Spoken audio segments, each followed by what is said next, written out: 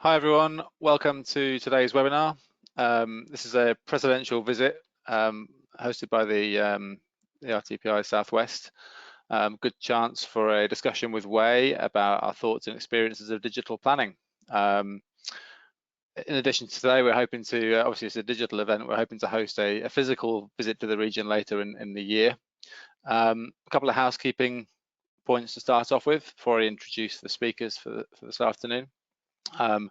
Everyone's in listen only mode, so you've been muted. If you have questions for any of the speakers, then please put them in the chat box, the questions box, and we will put them to the speakers at the question and answer session at the end.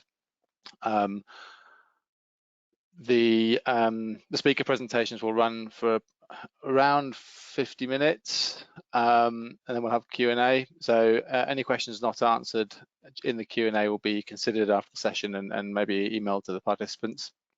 So we'll watch out for that later on. A copy of the presentation will be included as a handout for you to download in the GoToWebinar panel at the end. And if you lose connection during the session, then please try rejoining with the link you've been emailed. You may want to ensure your Wi-Fi is optimum by disconnecting all other devices to your Wi-Fi. I'm sure people have got their heads around this already, 15 months into lockdown. If the speakers lose connectivity, then just wait on and we'll hopefully get them back in before we carry on. So without further ado, I will introduce the speakers. So first up today, we've got Nissa. So Nissa's a chartered town planner and expert in the digital transformation of the planning sector. She's going to be giving a presentation on introducing some of the key concepts and issues around digitisation of the planning system. Following Nissa, we've got Tim Binding and Rebecca Miller from Plymouth, who will be talking about Plymouth's use of open data. Following them, Grace Manning-Marsh from Land Enhance, who's going to be talking about how the private sector is responding to digitisation. And then following up next, we've got our president of the RTPI, Dr. Wei Yang, who's going to be summarising some of the previous topics discussed and also talking about the digital task force. And then following that, we've got a panel debate where the previous speakers are going to be joined by Nick Smith, who's the leader of the Bristol Planning School and is also a fellow member of the RTPI General Assembly and Southwest Regional Activities Committee. So my name is Harry Quartermain. I'm a member of the RTPI Southwest Regional Activities Committee and the General Assembly and a Associate Director of Planning at LUC at the moment. So I'll hand over now to Nissa, who will lead us ably into the first part of this presentation. All right, good afternoon, and thank you, Harry, for that introduction. So just before I start going through the contents of what I'm going to present, I just want to acknowledge that digital planning is one of those things that you kind of need to approach with some context of where you sit in the system and what your motivations are behind it. So in that spirit, I am going to just give you a little bit of context of where I come from. So I am a planner, as Harry just said. I actually did my planning degree at the University of West of England, so know Nick really well. And for the past 4 years, I have been working at the Connected Places Catapult. Today is my first day as a public practice associate. Public practice is a non-for-profit social enterprise that seeks to increase and diversify built environment expertise within the planning sector specifically, and to support those who lead within it. I have been placed at the Greater Cambridge Shared Planning Service, where I will be leading on the creation of the digital local plan.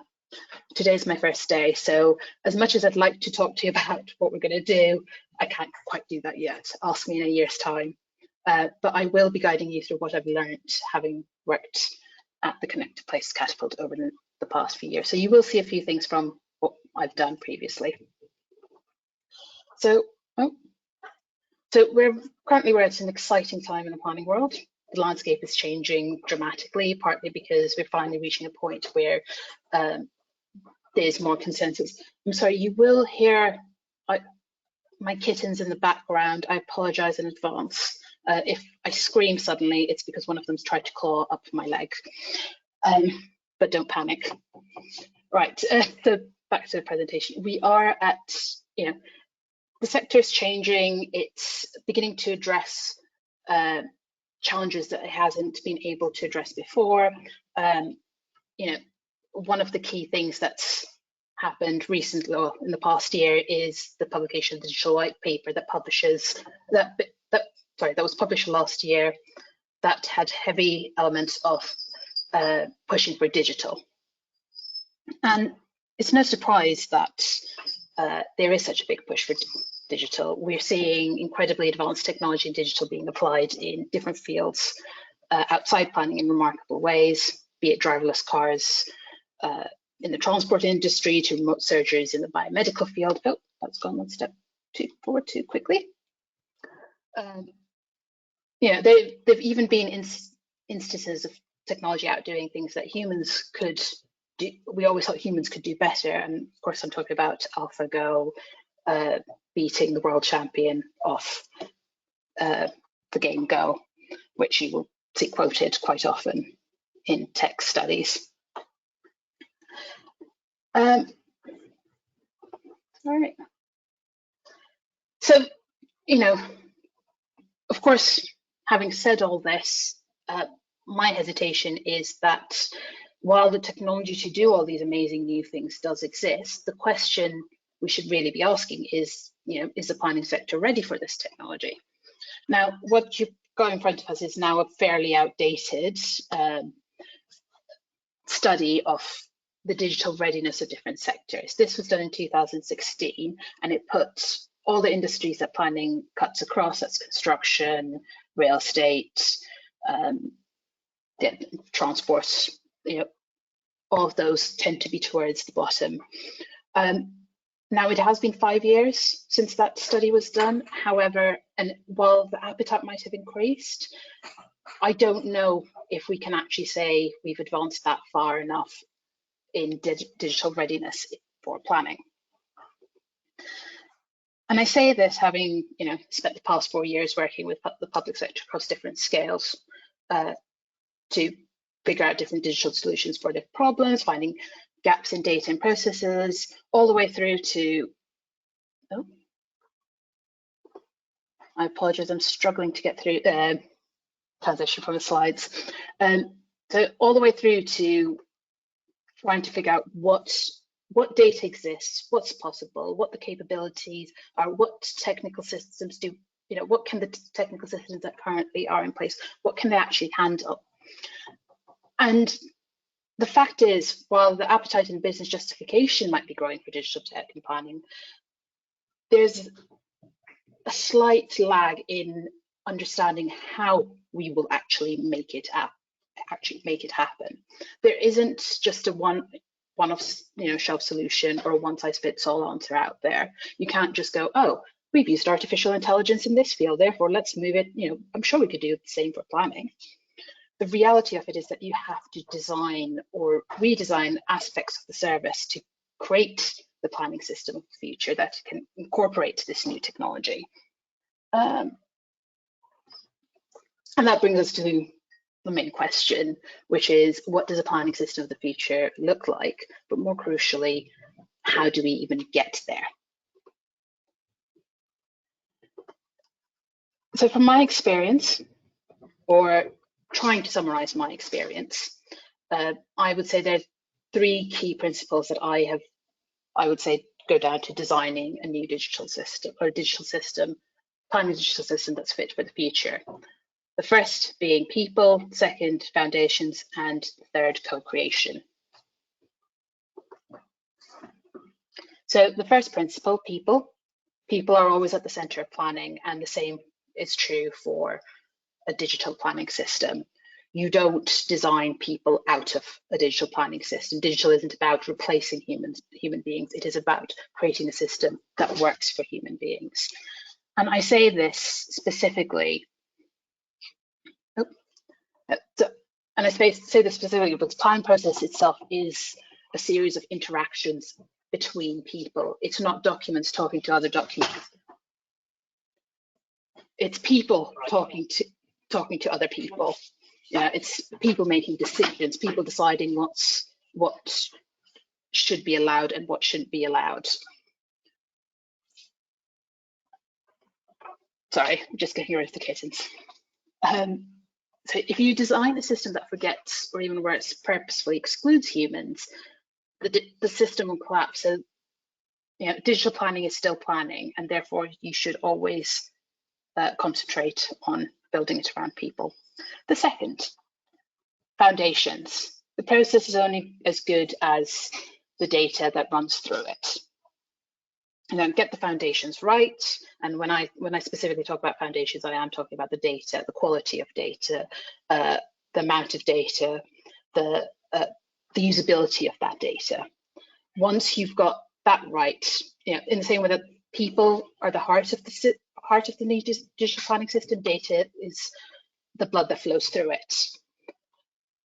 And sometimes it feels that people underestimate the value of good, standardized, open, traceable data in digital systems. And of course, this isn't just about the data quality of what you want to achieve right now, but it is data that you're collecting for future tech that might be possible someday. We talk about, oh, yeah, I know I keep bringing artificial intelligence quite a lot into this, and a lot of people, that's because I get asked quite often, oh, maybe we can come up with an AI system that does this and that, and you have to kind of bring people back from thinking all the way into AI systems and remind them that actually there's a lot of groundwork that needs to be done before you can start thinking of bringing in high-tech artificial intelligence solutions. Even for just simpler machine learning aspects, you have to change the way you don't just have to change the data itself, the data you collect, you have to change how you store it, you have to change how you process it. So a lot of the fancier side of digital planning is probably the 10% that sits over 90% of what can seem mundane, boring data collection. But that is, if you don't get that right, you can't even start imagining what you could do with new systems. And then the third point. Sorry. So co-creation.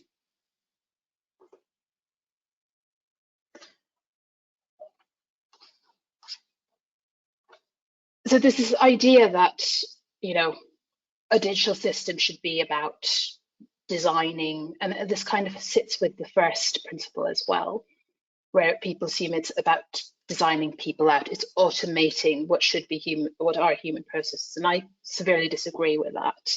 I think we need to go back to remembering that a planning system for the future is one that allows planners to plan. It allows ordinary citizens to engage with the system. It allows for different sectors and different departments to speak to one another more seamlessly and easily, so that they can create better plans for what our cities and towns should look like. And that involves making sure that whatever you design with a variety of people involved. You're not trying to lock people out of planning. We're trying to make planning more accessible. So you have to think about your average citizen. Can they, have you created a fancy system that might look great, but suddenly, makes it much more difficult for people to engage with? Or have you made something so complicated that, the planners of the future can't even begin to comprehend how they would become members of the profession? So, and of course, so you don't concentrate on the sleek new system that looks great in some fancy science fiction dystopian movie. You concentrate on how you can open up processes, how you can solve issues that you couldn't solve before. And sometimes it's small little changes, incremental changes, that make one person's life easier. It makes the planner's life easier to get this answer, that answer, or communicate better to the ecologist, or ensuring that transports can seamlessly fit in with your community's department, for example. And so those are the three key points. I just did want to bring up a note on future skills as well. You know, there's a future generation of planners who's seeing all this development in digital systems coming around, and they're all trying to understand where they sit in the system. Do they need to now learn completely new skills like coding? You know, is planning the way that we thought we needed to learn how to plan becoming obsolete? And I would say no. This new system, this new digital planning system that we envision, or the one at least I'm trying to push for, isn't one about taking planners out of the equation. It's about creating, you know, it's about allowing planners to plan. It's about ensuring that the system the system becomes a lot less complicated for people to know what they need to do to make the cities that they want to live in, the cities they want to, you know, the cities that they want to create. The digital planning system of tomorrow should be for planners so that they can continue making sustainable, livable places. And yeah, so I'd like to just conclude on the fact that the system of the future the system of the future will inevitably be digital. We can't escape that, but we should purposefully try to design a system that doesn't become planner-less as well. Thank you, and I'll pass on. Thanks, Nita. That's very useful whistle-stop tour of some of the key concepts there. Now, a reminder, if you've got any questions for Nita or anyone else, put them in the chat box. We've had none through so far, so please do send them through.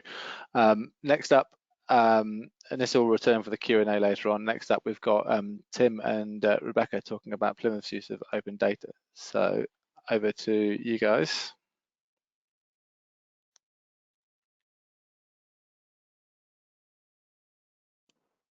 Tim, you're on mute.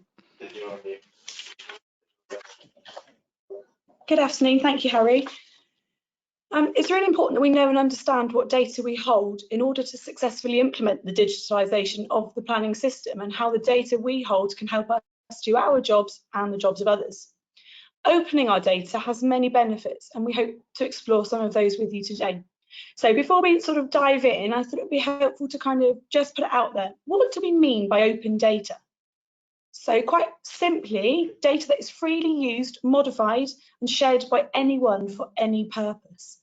That sounds a bit daunting. Well, I know it certainly did to me when I started working in this area, but we hope to show you how we have embraced the open data approach in Plymouth and how we continue to develop this and open more data. So I'm going to initially set the scene for how we've worked in Plymouth, and then I'll pass over to Tim to talk about some more detail and some of the examples.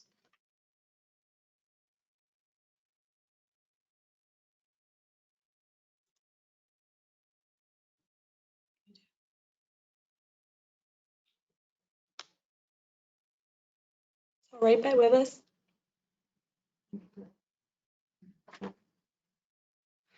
Okay. So nationally, the government has the National Data Strategy. This sets the overarching context and the government's position on open data, and it sets out the ambition for the UK to be a leading digital nation. Now, the government policy is open by default for public sector data across all departments, and I think we haven't all sort of come on that journey quite yet. So this approach promotes the concept of open data for a number of desired outcomes: accountability, efficiency and economic outcomes. So accountability, by publishing our data in an open format and the evidence base behind those policies, the government are hoping to drive trust in decision making. So if we all know what the data is, we can all trust what the policy at the outset outcome is. Efficiency, in terms of publishing our data, we identify whether there's duplication, whether there's any wastage, and other sort of systematic issues that we can review and remedy, hopefully. And by opening our data, we can hopefully catalyse the growth of innovative companies who use the data to prepare new products and services, and we'll hopefully show you some examples where that's happening on a very local level in our city. So at national level, there's also the local digital declaration, That's a joint endeavour by MHCLG and the Government Digital Services, GDS, along with a collection of local authorities and sector bodies from across the UK, and we are a signatory to that. Now, the declaration affirms a collective ambition for local public services in this internet age and our commitment to realising that. So we commit to working at a scale where we design services that best meet the needs of the customer. We challenge the technology market to offer the flexible tools and services that we need. We protect our citizens' privacy and security, and we deliver better value for money. And I think you can all agree that, that's a common aim that we hopefully all would want to work to. Now, at the local level, for the council, we have a digital plan from 2020 to 2023. So it sets out our digital ambition. It's an overarching document, and it gives a clear direction for the council to meet that demand for going towards a digital service. It uses data and technology to ensure that what limited resources we do have are used wisely. We work with our residents, businesses and partners to maximise the use of digital technology and data. And we hopefully create innovative solutions for shared challenges. And we hope that everyone can benefit from digital technology and the internet. Behind the scenes, we also have an internal ICT strategy that's not in the public domain, but that's how we as a council plan to work, about how we get things right with the data, how we use data to improve our services, and how we're openly going to share our data with our partners and communities to drive further ambition and innovation. So, within our planning service, we were sort of leaders in that field in the early days. We had some money from a funding source, and we came up with data play and our data place concept, which Tim will take you through in more detail shortly. It was originally created to allow us to support the use of open data with a view to supporting grassroots smart city technologies. We held events. And they quickly evolved into challenges where we set challenges and allowed the digital community to come up with solutions using digital and data and technology. Data play has been recognised within our customer service peer review as the #1 quick win for the council. So I think that's a real marker of the success of the work we've been doing. It was also a finalist in the RTPI Excellence in Tech within Planning Practice back in 2019. We've been using open data for citywide projects, and we're actively working and growing our digital community. And we've got examples where there's been solutions around air quality monitoring and where we've had our green spaces modelled in Minecraft. We're also recognising the future.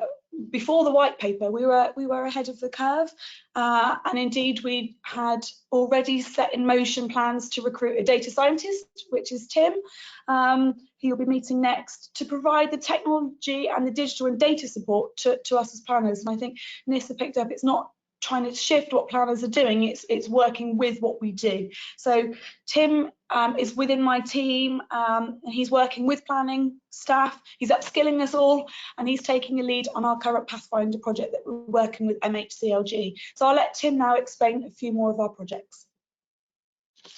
Yes, hello. As Becca says, I am the resident data geek within the team. So hello. Let me just move my slide on.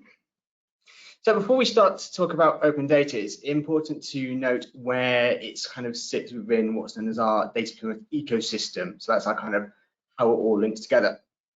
So data play and data place are two parts of our ecosystem. So as you can see on figure 1, really it stems from having this kind of open data, which allows it to be uploaded to Data Place Plymouth. When it's on the Open Data portal, it can be used with Data Play and with all of our challenges and solutions. And then leading on to that, you have the Data Plymouth website, which is a little bit of our About Us website. It contains all of our kind of key facts, figures. It links through to our joint local plan, our Plymouth plan, and how the data is being used to really drive the city forward in ways. There are currently 9 entities using the Data Place platform, various kind of bodies represented. You've got the CCG, you've also got the police, the University of Plymouth through the IDAT group, the Plymouth Energy Community, which is a local community concern around low carbon energy and environmental energy generation. There are over 145 data sets available for download, which is amazing, and this will only start to grow over time. As more and more data projects come forward and more solutions are presented, they're going to need more and more open data. So our popular ones include the Brownfield Register, which is a has to be provided to the national government. It's downloaded quite a lot and it's kept frequently up to date. But we've got information around there from our Ernie Settle solar array, how much power that's producing, as well as stop and search information provided by the police. So data play is a bit of a hackathon, unconference, data playtime. So what we mean by a hackathon is it's a group of people coming together to solve a challenge using digital, using data, using technologies. And on conferences, it's pretty much where the participants can get together and decide what to kind of talk about. I've attended quite a few of these. They're always good. They're always good fun, and it's always brilliant. What's going on here?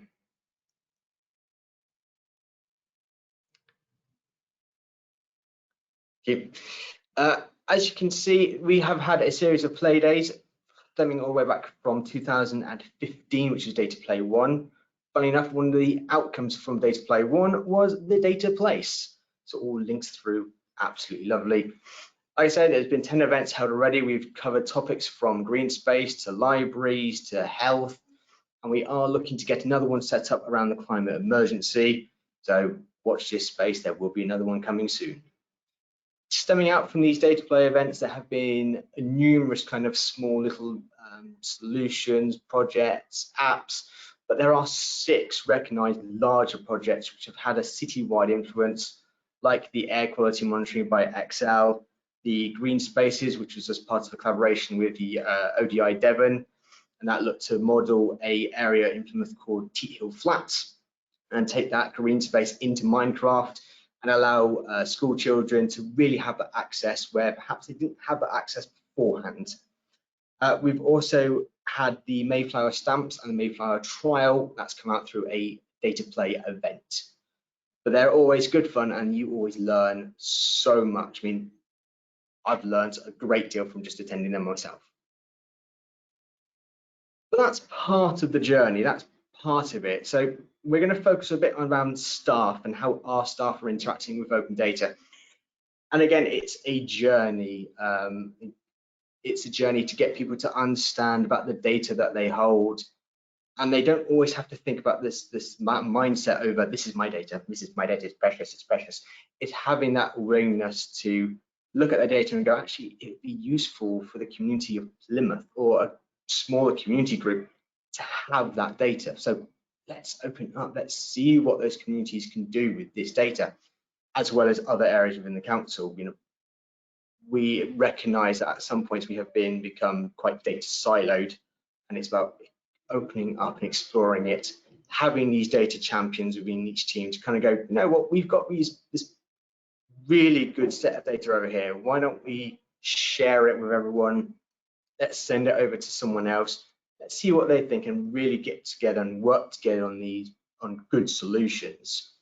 You know, when the COVID situation hit, we all came together. So let's keep doing that with our data. We've got a clear process in terms of opening up our data. This can involve everyone from our information governance manager to legal to ICT, but it's a really well thought out, well explained steps to get the data into the view of Plymouth, attached to metadata, hopefully making sure it's clean and it's tidy and it's updated regularly. But we've set it out for our staff, so they should know what to do, and we are looking to actively promote this further going forward. We are currently working with Esri to help develop a web-based GIS platform. Again, we'll be using the same sort of process to opening up data as we will for the GIS data, and that will enhance our capability to share data, show it off, and get the community of Plymouth engaging with our data. Talk about the community of Plymouth engaging with our data. It's currently being used, our open data, by the University of Plymouth, particularly with the second year computing students, to really enhance their information management and retrieval skills. And they're starting to share it around within the university and get some people excited. We're also looking at the opportunity to engage with community and neighbourhood groups, as well as any digital community groups and people, to really understand the need for our open data. How can it help? What do they need from us? What can we learn from them? You know, it's always a two-way street when you're talking with open data. We've got links and engagement with other groups like Digital Plymouth and Plymouth Culture to help promote open data and help promote the Data Place as our platform for open data that could help improve the city, drive innovation within the city, and help tackle some of our challenges within planning. You know, you have the digital planning coming soon, you know, the digitalization of the planning system. What open data have we got? How can it help? How can we help you? And we also use open data within our digital local plan, our interactive Plymouth plan. There's open data threaded throughout that thing. So it's really good opportunity to really use our open data and promote it more and use more of it. One of the things that we just need to address is the value of open data. And I don't really mean in a commercial viewpoint, although there is a recognition that is commercial value in data. Open data at its source is only valuable if someone finds an interest of it or if it's useful to someone. Bearing in mind that's what useful to one stakeholder group may not be useful to another stakeholder group. So if you have a wide range of open data, then you should find some value in it for someone out there. There's also a balance between making sure that we open data in the right format. You know, if we open it in the most general format and allow everyone to consume it in the best possible way, that would be absolutely brilliant. But if we wanted to transform it into, you know, niche different formats, that will take time, that will take effort, and ultimately, does that help everybody? Possibly, possibly not. Again, it comes back to that conversation with community groups, neighborhood groups about what is useful for you guys, and how can we help you? There are huge amounts of benefits though derived from opening data. The ODI recently did a study, and they found it adds an extra 0.5 to 2% of GDP, so added value, if you start to open up data. And that could be really, really powerful. There's also a potential commercial value in terms of licensing data to be used by other companies in their solutions, in their ways of thinking. But there's also value in just opening up data and just letting people play with it. And, you know, we've got this data, play with it, see what solutions you can come back with, and work with us on this one. It's really important to have that two-way conversation. So from a kind of a summary point of view, we feel we're in a good place with our open data at the moment. We've got a lot of it. We're starting to promote it a lot more, but there's more we could do. You know, we can start to open a lot more data. We can start to recognize what data we have opened up may need to be changed. It may need to be made up, you know, updated. It may need a refreshment. It may need additional cleaning, or it just might need bolting into other data sets to make it the best it can be. So we're going to be starting, and the next phase is to work with our staff a lot more to get them to open up more data, understand what data they are opening up, and get them to understand the value that it will hold. We're going to continue to take the staff on the journey. It's a bit of a culture change. It's a bit of a cultural shift. It will take a long time. This is not like a quick fix type of thing. We can't say in 2 months we're going to be open, lovely. It doesn't quite work. It will take time, and there will be skills needed to be learned, mainly from the how to look at data and go, is this good data? Again, as Nis has said, not necessarily, you know, down the technical line, but it's more just appreciate data. What does it look like? Does it look nice? Does it look accurate? That's probably more valuable. And as Becca said, we are undertaking the local plan pathfinder from MHCLG, and there will be open data aspects in that one, and we will be looking to share as much data with them, and they will be looking to share data with us, and it will lead to the digitalized planning system of the future when it happens. Thank you for your time. We shall move on to the next speaker. Thank you, Tim. Thank you, Rebecca. Lots to talk about in there, which we'll come back to later. Next up, nice segue on from Tim's points about the private sector and their responses to open data. Grace, over to you.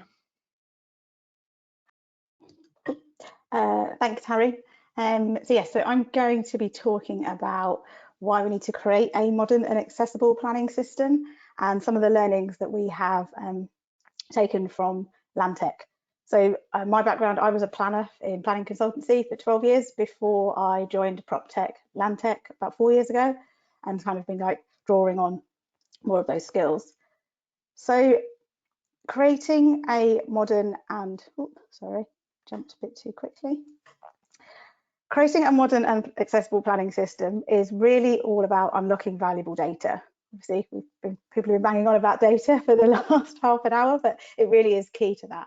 And this is data that everyone should have access to. Digitisation of everything is the on-trend issue at the moment, but it's more than just turning things from paper to a computer. The power in digitising any system, including the planning system, is the data that this releases, and this data is incredibly powerful for all of us. So this is one reason why we should digitise the planning system, but it's not the only one. So another reason is the system is fundamentally broken. So we've all heard the saying about using 20th century system with 19th century tech to fix 21st century problems, and unfortunately it keeps carrying on ringing true. The system's broken, it's not fit for purpose anymore, and there are cracks in it that keep getting bigger and bigger, and it's not enough to just plaster over these, but we need to develop a whole new system. I don't know if anyone's aware, but there are over 43 million planning documents sitting in planning portals across the country, and that's just going back over the last kind of handful of years. So, and each of these documents contains vital information for planning research purposes, yet getting information for this can be incredibly frustrating. I hope no one's actually ever done any of this to their laptops, but I'm sure we've all been equally frustrated trying to access some of this information at certain points. And these issues aren't just felt in the UK, they're a worldwide issue felt by planning teams all over the world. So what can be achieved with the digitised planning system? Well, as we've heard before, one of the biggest things is unlocking access to vast amounts of data. We can ensure that data can be live, so when it's used in monitoring. So imagine how impactful it could be if you're using live tables on housing numbers, planning permissions and sites that have been built out. This would be incredibly powerful for both the public and the private sector. It will help to reduce the ambiguity and kind of cloudiness that surrounds decision making with the planning process. Could also allow us to be planning to be more proactive. And one of the most important things from it is I think it will help to create better places and communities. And in doing this, many more people will benefit from this data. I mentioned earlier that unlocking this data means that everyone can benefit from it, and that means absolutely everyone. So I don't think planning data should be kept just for the professionals, but those in the profession need to kind of have better access to this data. So it needs to be made a lot easier so they can use it in more kind of meaningful and useful ways. But I think, in terms of the general public should be able to access information about where they live and the developments around them and how this will impact their lives. I don't know about anyone in the audience, but I'm still amazed at the number of people who give me a blank face when I tell them I'm a town planner, despite it having an impact on everyone's lives, whether they live in a hamlet of 2 houses or a large conurbation. I think if people could see what is happening in their area, they would be more engaged. And this in turn could lead to more meaningful consultation and better developments being created. So that's who will benefit. And then in terms of a dream world, jumping ahead, a dream world. So it's not just my dream world, but I think this is, in terms of revolutionising the planning system. Like, you know, the dream world would be to revolutionise the system and look at ways to create a new system that's fit for purpose and fully digital.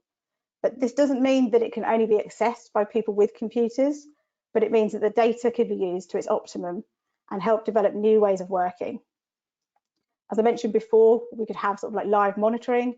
There could also be live policy with instant updates, better engagement, more effective monitoring. However, at the moment, this is probably slightly out of reach. Regulation, standards, and more funding need to come into play to ensure that this could be implemented across the board. The government is very focused on this at the moment. The release of the planning white paper has put a lot more emphasis on, you know, changing the system and bringing it forward. And there's been work explored in various different areas, as Plymouth have just talked about their example, and the Pathfinder that we're involved in, with about 9 other local authorities doing similar things.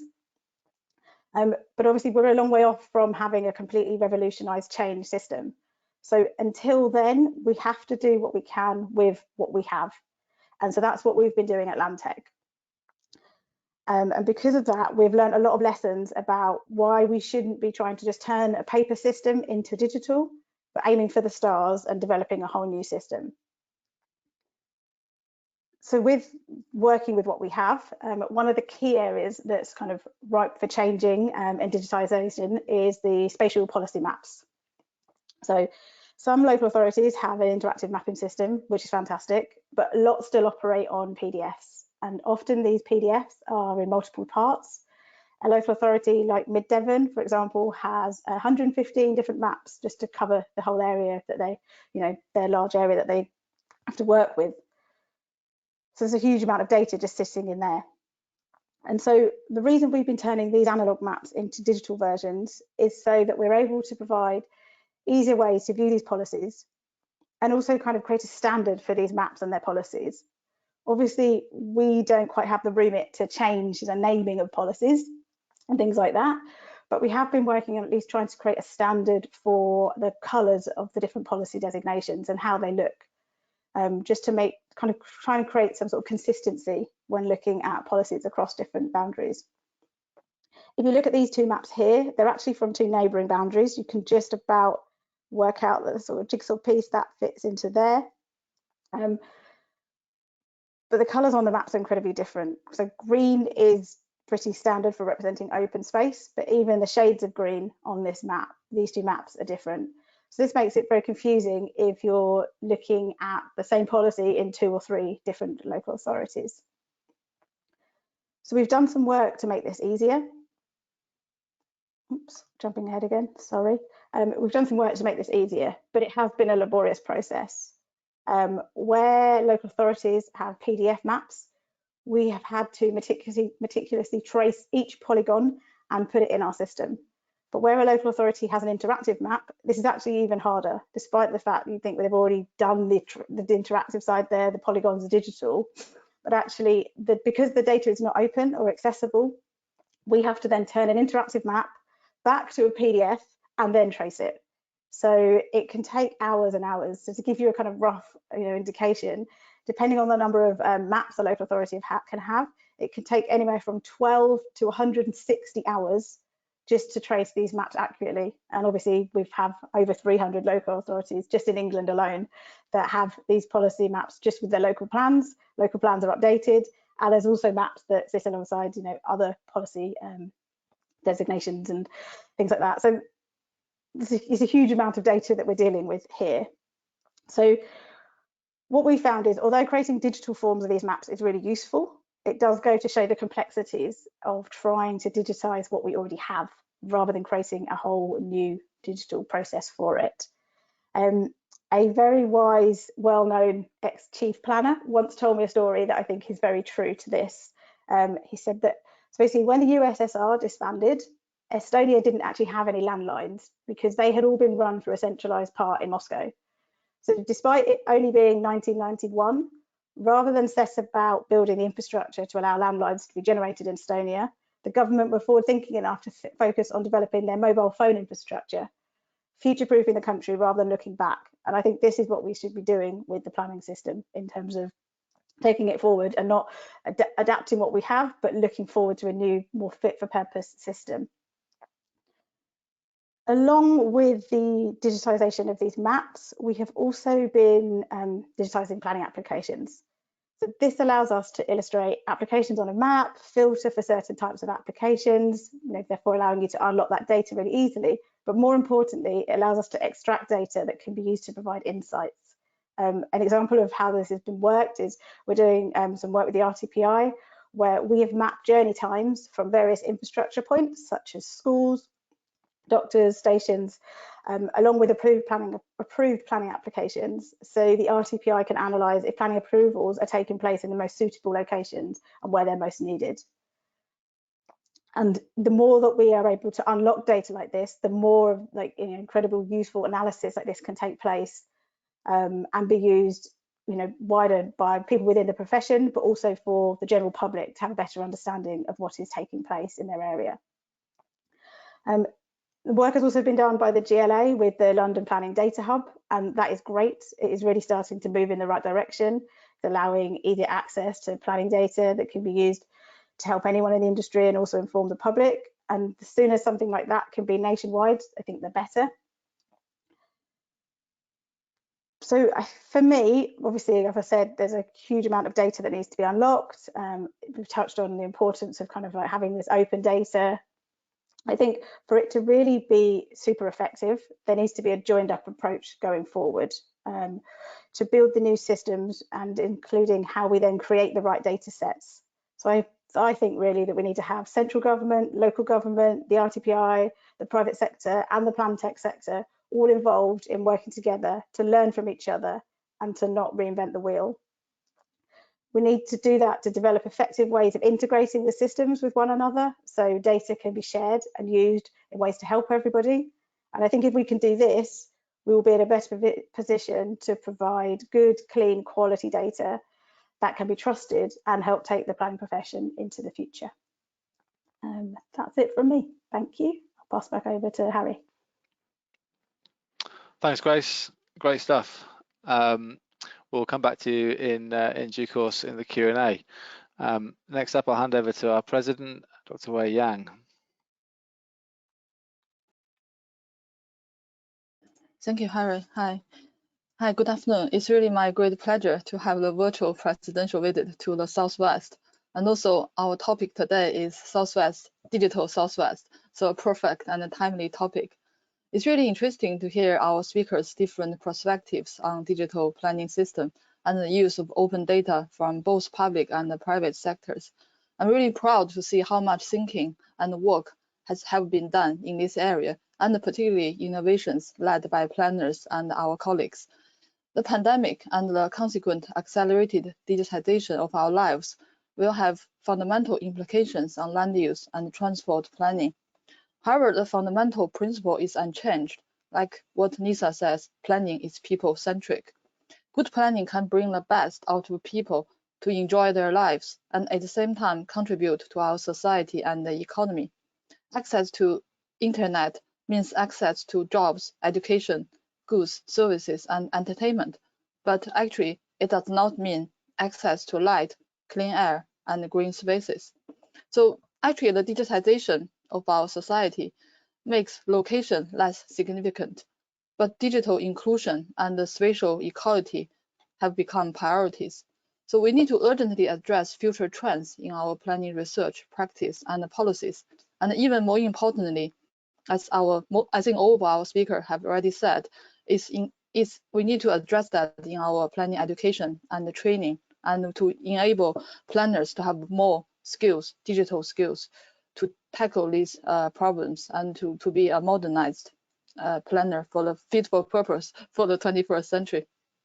So as I set out in the manifesto of my RTPI presidential election, one of my missions is to engage young planners and adopt new technologies to empower the modernization of the planning profession. Early this year, Professor Michael Beatty, chairman of the Center for Advanced Spatial Analysis in UCL, and I set up a digital task force for planning, seeking to unlock the full potential of the planning profession in the digital era. Here, I would like to use this opportunity to give you an update and invite everybody to contribute. Now, before I share my presentation, I'm going to run through 2 quick posts about digital planning. About 2 questions. So can we have the first question? It's about the importance of digital skills. So please read that based on 1 to 5, 5 being very important, 1 being not important. And we'll talk about the results when we have panel discussions later.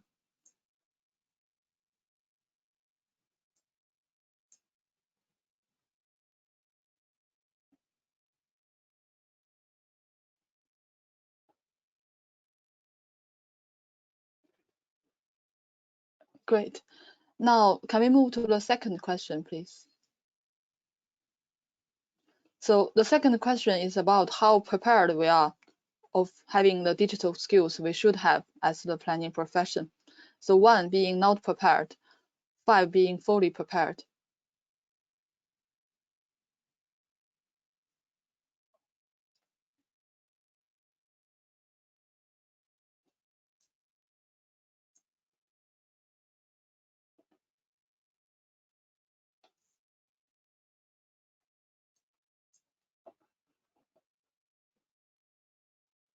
Thank you.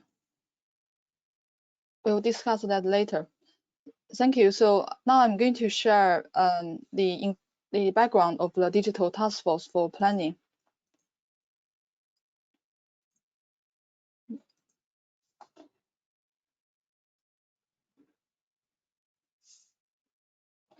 Yeah, so the idea of having a digital task force for planning is really want to unlock the full potential of the planning profession in the digital era. Because when we think about the 3 pillars of sustainability, society, economy, and environment, actually, most of the time, our policies are disconnected. So having the digital technology and the accessibility of data, we could really have much more connected consideration. By people being the centric of our consideration, we can really consider how our different policies can have different implications on our society, and then how different economic policies will have different implications on environment. And then having a spatial-based approach, we could really consider both built and the natural environment. So in the digital era, actually, we could consider our planning in a very different approach. So we are talking about whether we could have an integrated, digitally informed approach to town and country planning. Because traditionally, planning can be relatively top-down approach, because lots of things we do not really have enough data to analysis. But now having these different types of data, spatial, environmental data, socioeconomic data, movement data, big data, and open data, we could really understand our world in a much better way. So the purpose of the task force is really want to examine how the planning profession and its education can embrace the digital revolution in a more thorough and proactive way, and also to empower planners with new skills to tackle the grand challenges of our times for public interest. And also, I think there are some research already demonstrating actually our evidence-based solutions are not being fully implied into our planning system. So how we can do that better, and how we can be the planner's role can lead the can be a leadership role to tackle the grand challenges of our the 21st century. So the digital task force was set up early in the year to consider this big agenda. So we have 10 digital task force members. I want to go through all of them one in one. Professor Michael Beatty and I are the co-chair, and also we have invited some world-renowned researchers, leaders, and planners to join the task force to review this big question in as wide as we could. It's a very wide scope. And we have a website, it's digitalforplanning.com. So please have a look from the website. In terms of our guiding principles of the study, because I think people sometimes talk about planning system, and then I think the planner's role has been quite narrowed by the planning system. And then sometimes people get confused about development control with the overall role of town and country planning. So here we really want to argue the notion that spatial planning is about making plans, thinking intelligently about the future, and this should be our guiding light. So we are not only talking about deliver housing or only talking about the planning system. We're talking about how we can achieve a much integrated approach to the town and country planning. So we really want to take in control the future of the planning profession in our own hands, to ask what questions we should ask to make our society equaler and fair and greener, and how to fill the gaps we need to fill in the profession. Because I think we all know, for example, if we use smart cities as an example, quite often it's a large large digital firms. They are heading a whole city's smart city agenda, but the planners are not even involved. So really want to ask what role planners can play in the future in a much more digital era. And also the digital task force is an independent task force. So rather than thinking about the current political agenda, we want to think about a much wider universal common good, such as zero carbon, biodiversity, social justice, and the circular economy, because these are the big questions we want to ask. And also in terms of the role of planners, we really want to fulfill our primary commitment to the benefit of the public and the long-term interest of our society. So we really want to show actually what is the leadership role planners can play in this time. It's quite interesting when we speak with lots of different people, we realize actually sometimes non-planners, they feel planners should be leaders, but sometimes planners ourselves have doubts on that, whether we should be leaders or not. But I think if you think about all the professional skills, I think planners, we have very unique because we have a very comprehensive skill, and we think about the 3 pillars of sustainability. There is no other profession as this comprehensive skill, and also because our skill is relating the abstract policy into spatial-based, place-based approach. So that's also very unique. So really want to emphasize the role of planners in the future. So in terms of our scope, as you can see, it's very broad and open. We really want to talk about everything relates to the planning profession, from its education, training, research, and practice in the digital age. So we're not only talking about planning system. And also in terms of timescale, we want to influence the long-term future of the planning profession. So we want to lay a foundation for the modernization of the planning profession. But because technology changes so fast, so we are generally speaking consider 10 years timescale. We hope actually within 10 years time, the planning profession can be totally modernized. And also we are using UK in context with international experiments. There are lots of other excellent international experiments we can draw from, and especially some developing countries. I think they have considering the digital revolution in a much more thorough and proactive way, which there are a lot we can learn from. And in terms of methodology, we are talking with key stakeholders in the in the field, not only within the planning field, but also to a much wider both social and environmental and economic terms.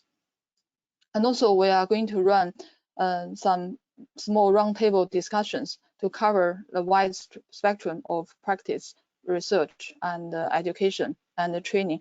And we had some debate in the General Assembly of the RTPI as well. So generally, we really want to understand from different people what are the potentials of the digital planning and what are the current barriers and the challenges, what are the priorities and suggestions and the possibilities, and any excellent examples. So while I was listening to the Plymouth example, I think that would be a fantastic case study for us. So I will get in touch with our speakers later to talk about how we can move that forward.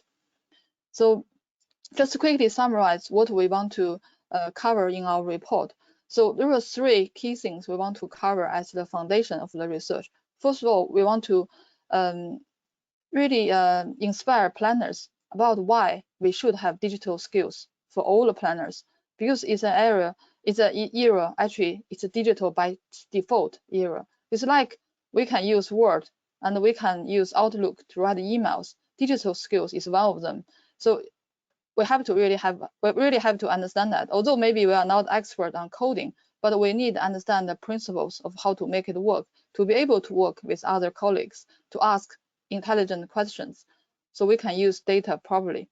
And also, we want to argue to a much wider field about what planning is about, because I think people get confused about planning is only about development control. But actually, planning is about long term. It's about visionary thinking. It's about both built and the natural environment, and it's highly innovative. So this is the principles we want to argue. Talk about the full potential of the planning profession. And also, we want to talk about what are the principles of the digital spatial planning, being transparent and engaging, and also empower our communities to enjoy their life and then to live in a much more sustainable and fair way. And also, so having that, we want to say actually planning is a systems approach and it's a multidisciplinary approach. So we should really think planning in a much bigger role. And also, we will cover how the digital integration has been applied in planning, research, practice, and education and lifelong learning.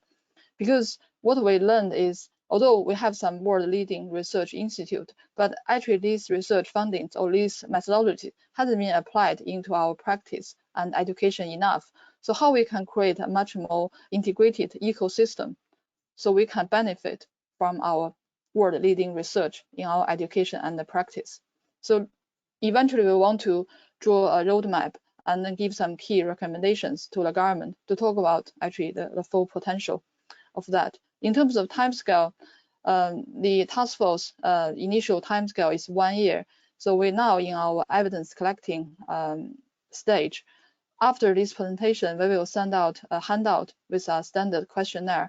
So I would welcome anybody to contribute your ideas. You don't have to fill the full questionnaire with all the questions. Even you have some thought on one question, please feel free to get in touch. And we will start to write the report in autumn. And hopefully by the end of the year or beginning of the next year, we will have the report published. So this is a quick introduction from me about the digital task force for planning. So I look forward for further discussion later. If you want to get in touch, here are the contact details. Thank you very much.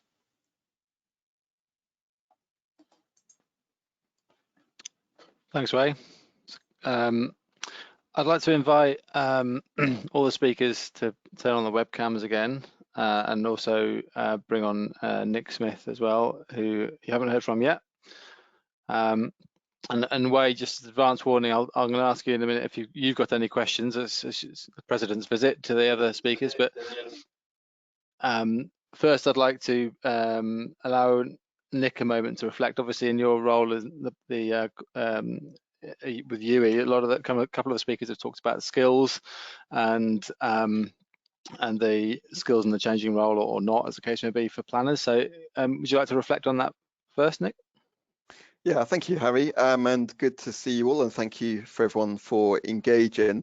As I said, my name is Nick Smith. I lead the UE Bristol Plan School. We have both kind of undergraduate and postgraduate programs in planning, some face-to-face, some online as well.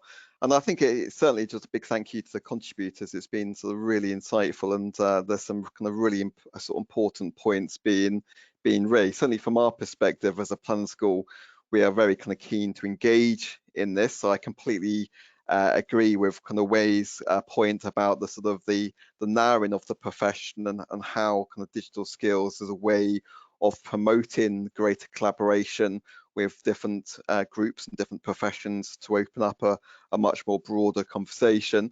At the moment, there is also an education review which is underway by the RTPI, and I see this sort of discussion over digital skills being kind of critical to that broader discussion as well. I think the point which we've kind of reflected on internally as a planning team is, which I think is a sort of point which all the speakers have drawn out, is to what extent do we need to sort of do differently? You know, we understand the importance of the digital sort of revolution, and you know, looking at the sort of current benchmark for planning, it does talk about the need for planners to gain skills in data collection, data synthesis, data analysis, data communication. So it's kind of there, but obviously the form of that changes. So yeah, I mean, certainly as a plan school, we will be kind of contributing some responses to the questions posed by the task force, and I'm sure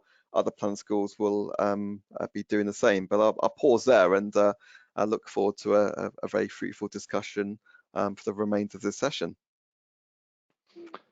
Thanks, Nick. Before we turn to questions that have been received, I'd like to ask Wei if she's got any questions directly for the other speakers, if I may. I don't have any direct questions, and I would like to discuss maybe the poll question we had, so to see actually whether we have any reflections from our speakers.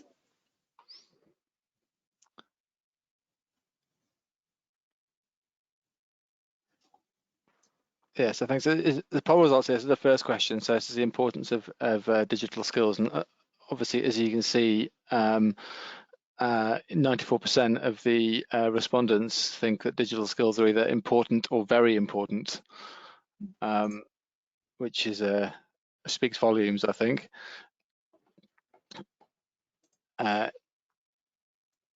looked on the other side, around half of the people think we're either not prepared or only just getting attention in terms of our digital preparedness, whereas the other half think we are only at the awareness stage, or only 11% think we are just getting prepared for a digital planning profession. So I guess, Wei, do you want to comment on that first? Yeah, it's really demonstrate the urgentness of having this considered. So my first question is really to our speakers. What do you think are the first priorities we should consider? So I'm happy to go first. Yeah. So one of the things I do know when we talk about digital skills is that everyone has a different understanding of what digital skills are.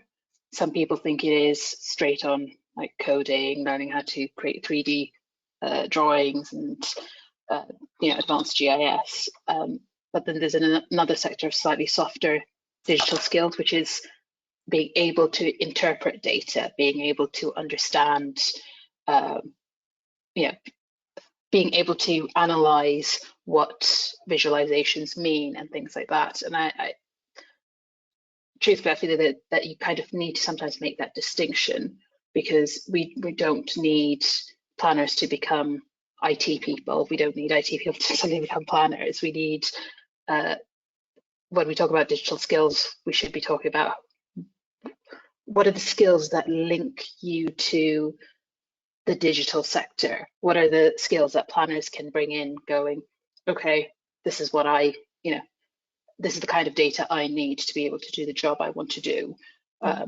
Not how do I go about, collecting all that data and stuff. It's trying to get that bit organized and understood. And I do think planners are actually a lot further than they think they are. Once you actually go in and start talking to people and start talking to, okay, do you know what you want to do? Do you know how to do it?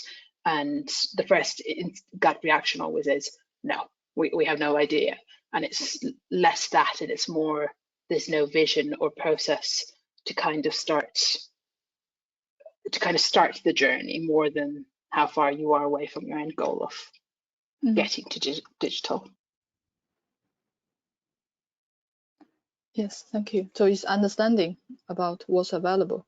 It's important. I think maybe Rebecca and the team, because I think you are a team, so I think you would have a lot of experience. I think maybe team would think, actually, how about if planners knows this better, my job would be easier.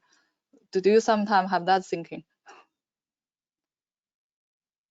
Yeah, from my perspective, I think Nis is absolutely right. I think there are two kind of broad sectors of these digital skills, one of which is much more hard coding, so we'll park that one for now. I think it's the softer side where I think a lot of people, they either struggle with or they're not confident enough in their own skills to go, actually, I do know what this data set is saying, I do know what it means, and I can trust the data set and go, it's clean, I know it's official, it's authentic, I've got confidence in it. More often than not, my experience is they look at a big Excel spreadsheet and go, "Whoa, it's all data, I don't know what it means, it's scary." And it's just working with them just to kind of go, it's not scary, let's walk through it step by step by step. And they go, actually, I do know this stuff, and they do have that confidence. And it's really nice to see when they go from that kind of scared of their skills to actually being confident and working and running within Excel, and they're going, actually, I've got this data set over here. It could link into this data set and make things so much better. I've got the confidence, I've got the skills to go merge them together and see what happens, see what comes out of it, maybe do a bit of visualization just to see what it looks like. It's really nice to see when they're kind of running with those skills.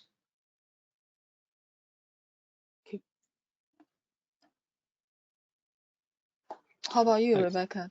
Do you feel, say, have you had some mindset change or through this project? Do you feel see things differently now? Yeah, I mean, from the planning side of it, I mean, we're just very grateful to have Tim in our team to help us on that journey, because I think sometimes it's hard to step away from the day job of what we're used to doing, of whether it's planning applications or policy making. We're so used to that system, and I think having Tim there by our sides to help us go, okay, take a step back, let's break this down, has been really valuable for us. And so I think there's certainly a journey that we're going on within the team. I think our team will, because we've got Tim with us, we can help the rest of the department go on that journey. We've already sort of, you know, as the presentation's been happening, had some ideas about how we might do that with the rest of the staff. Thank you.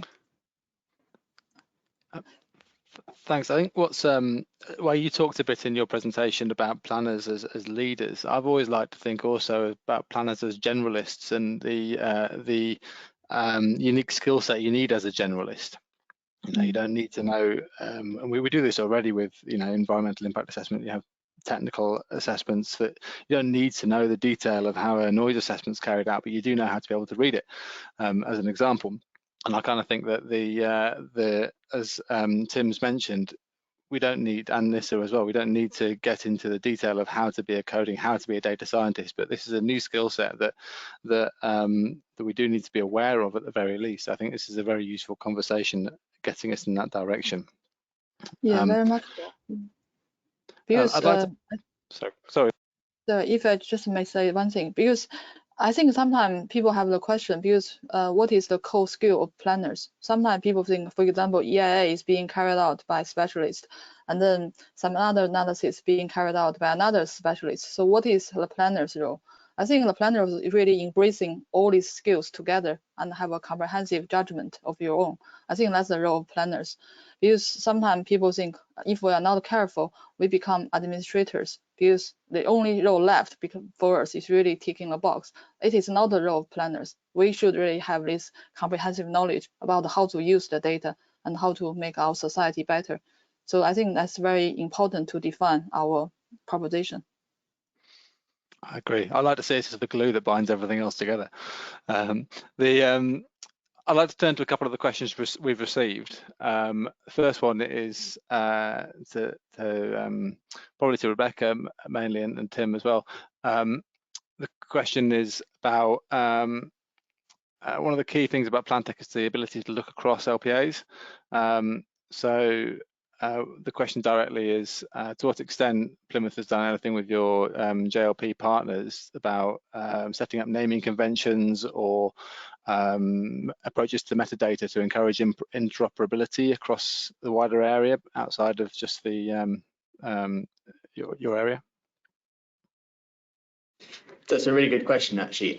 Funnily enough, as part of the Pathfinder project, we're actually working with our partners, Southampton and West Devon, on exactly those kind of elements. It's about bringing together those standards, those naming conventions, those schemas, those data formats into a nationalized schema, nationalized formats, nationalized way of doing things. So yes, it's very much on our list. We are actively working with our partners on this one, and hopefully it will go national, and it will be something that's going to be standardized across the country, which is fantastic. It will make life a lot easier, I suspect, for a lot of people.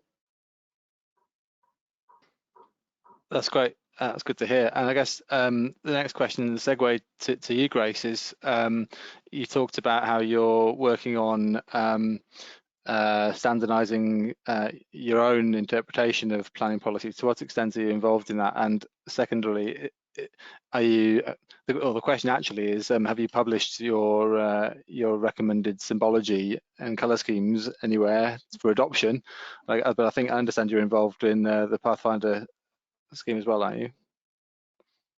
Yeah, so it's interesting you bring that, because actually I was discussing that with someone just at MHCLG just a couple of weeks ago, just in terms of, and something that, when we were discussing it, we were talking about how you create colorings for, standardized across, the colors on a key, and something that is, visible and accessible to people via, when you're looking at it on a Google map, and you're also looking at it on an aerial view, because obviously the colors, the base colors are slightly different. And the conversation, we ended up having kind of like an hour-long conversation on like colors and hatchings and things like that, and stuff that maybe you wouldn't necessarily think would be one of the big challenges of it.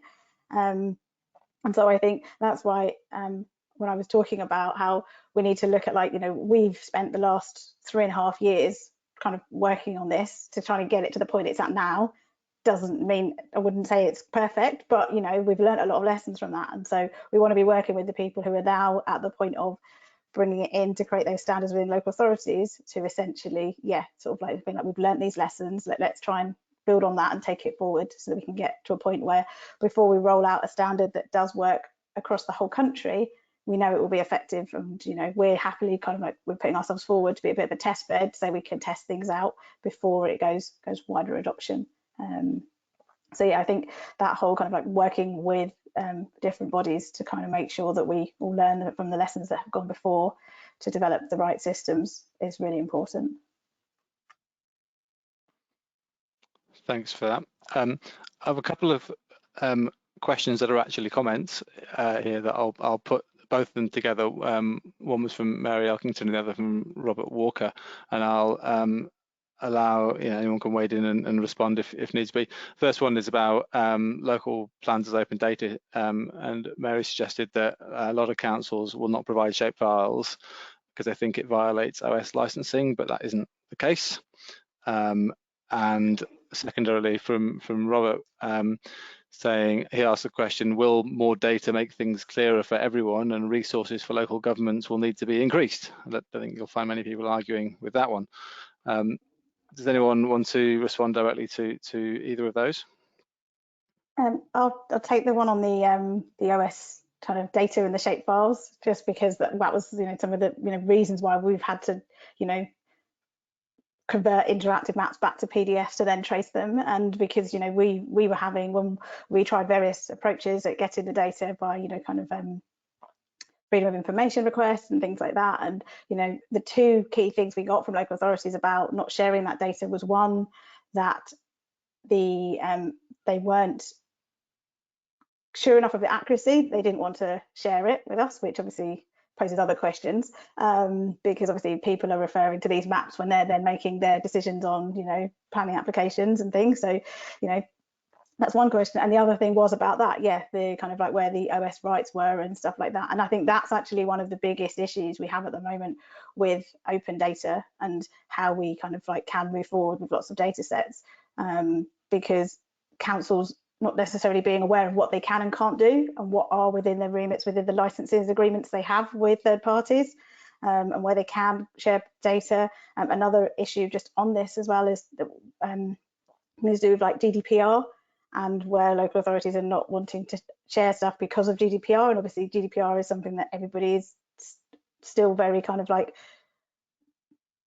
not as educated on it as maybe we should be, and slightly kind of like scared of because the consequences of getting it wrong are massive, both financially and kind of like reputationally.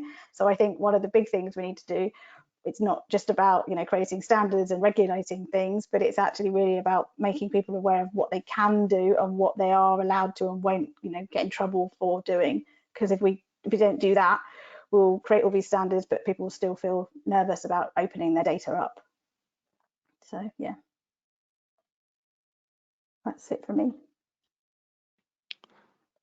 Thanks, Grace. Does anyone else like to hear Wei? Go for it. Yes, I would like to cover on the resource issue. I think RTPI has been keep arguing for more resource to be put into the planning system to our planning, both education and in our local planning authorities. So I think that's one of the key arguments RTPI has been keep arguing for. And also, yeah, I think we need more resource for our education and training as well. That's also very important. And also, we have been keep arguing for chief planning officer to be in the top table, to be sit in the top at the top table of the council, chief executive's office. Because I think what we try to demonstrate is actually planning is not only about deliver housing. It's really we have a much bigger role to tackle the climate change, biodiversity decline, and also even about public health, and then also social inequality issues. So actually all these issues we have a role to play. So I think need to be better understood by other people, particularly politicians. Thanks, Wei. Nick? Yeah, thanks, Harry. I completely agree with Wei's point about the resourcing, and I think one of the things which the task force and the sort of broader review will need to explore is the idea about sort of sequencing. At the moment, I have sort of children and see sort of them play Minecraft and engage with digital technology far more than what I used to do. And I'm not totally sure kind of what the level of digital skills is within schools. I think it's actually kind of very high, and as a university, we will need to kind of respond to that appropriately and sort of build on that learning journey rather than sort of start afresh. And I think I'd be quite impressed in terms of how far, and certainly as a university, over the last sort of few years, we've been rolling out geographic information systems across our programs, and what we have found that the students sort of coming in seem to be far more engaged and far more in tune on that than perhaps previous students, which kind of show that's been embedded into their kind of curriculum beforehand. I think that the point about sort of are we prepared? I think that the sort of poll showed that we're quite pessimistic maybe in terms of where we are at the moment. I would say obviously for the pandemic over the last year, we've all engaged on online systems and working with sort of digital technology far more than we have in the past. And certainly at the university, we've been doing online teaching, online seminars, online field trips and collaborations with international partners, which wasn't sort of possible before. And I think one of the kind of the key points, which is sort of how generally exciting this all is, and certainly in terms of our kind of a big agenda, which I think the RTPI is championing very well, is the push for more planners and to kind of broaden the diversity and sort of to showcase planning in its broadest sense. And I think certainly that's a good way of doing this. As I mentioned a moment ago, in terms of, to me, it involves a requirement to collaborate with many more people we have before. And even in our university, we've got a team of computer scientists and computer security digital technicians, which, to be fair, we haven't worked with so much in the past, but there is definitely an argument to kind of have those conversations, and that will open up many opportunities moving forward. So I think there is yeah, we can be pessimistic perhaps in terms of our readiness, but there is a really good degree of excitement behind this. Thank you, Nick. I think there's no more further questions. So what I'd like to ask is if you have any, before I thank the speakers and draw things to a close, do you have any closing remarks, Wei, as visiting president? Thank you, Harry. I just finally, I think I just want to thank our speakers and yourself and everybody involved today for contributing to this very interesting debate. So I hear a lot actually of great initiatives, and also I think I very much agree what Nick says. I think there was a certain level of excitement to think about the potentials, and then I think the whole industry has been moving very fast. So we should really grasp all these great ideas, and then to have an integrated approach to make sure actually all our effort can be all joined up. So I think that's the only thing I want to say. Also a very special thank you to our regional coordinator Charlotte to make this visit happen. Thank you very much for all of you, to all of you. Great, thank you, Wei. So yeah, as I was about to say, thank you to Dr. Wei Yang, our RTPI president, for visiting us here, and also thank you to our speakers, Nissa, Tim and Rebecca, Grace, and also to Nick, and also to Charlotte, our regional coordinator, for pulling all together in the background. So in closing, noting that there'll be a copy of this video available on YouTube shortly, so you'll be able to re-watch it to relive the highlights of what you've just seen. So encourage you to keep an eye on the RTPI website for more virtual opportunities. The next event for RTPI Southwest will be in September, and is focusing on planning for active travel. So finally, thank you all again for your time, and thank you all for tuning in to watch as well. Thank you.